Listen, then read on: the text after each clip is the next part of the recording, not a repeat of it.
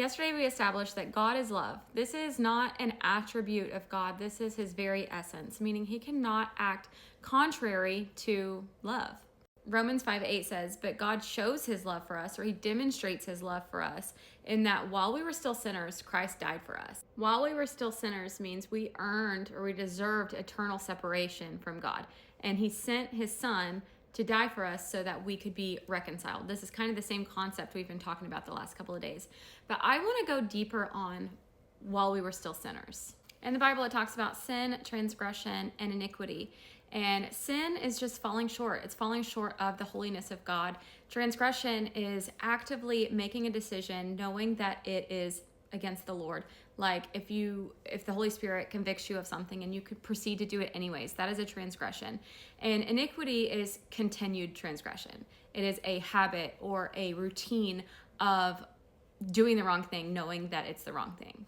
In the Old Testament, the Israelites were given all kinds of laws and rules. They were not to commit adultery. They were not to commit murder.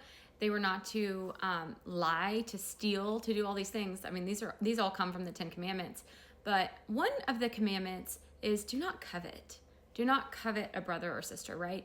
And when you think about coveting, that is not an outward action of something that you do. It's a condition of the heart. It's something in your mind. Here, there's Corbin.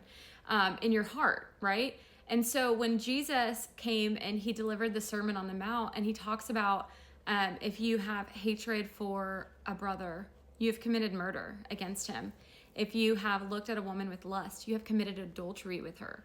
This is a condition of the flesh where we are actively sinning and falling short of the glory and the holiness of God.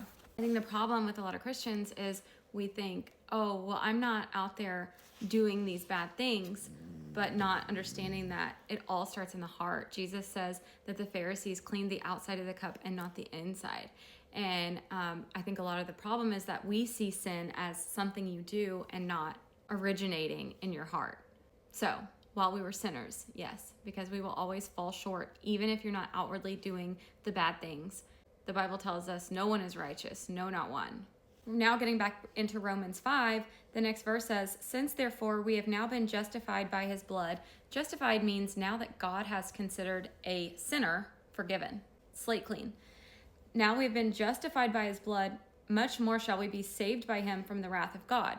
For if while we were enemies, we were reconciled, shall we be saved by his life? The Bible called us enemies, not only sinners, but enemies, somebody that is in complete rebellion against the holiness of God. Again, it all goes back to conditions of the heart.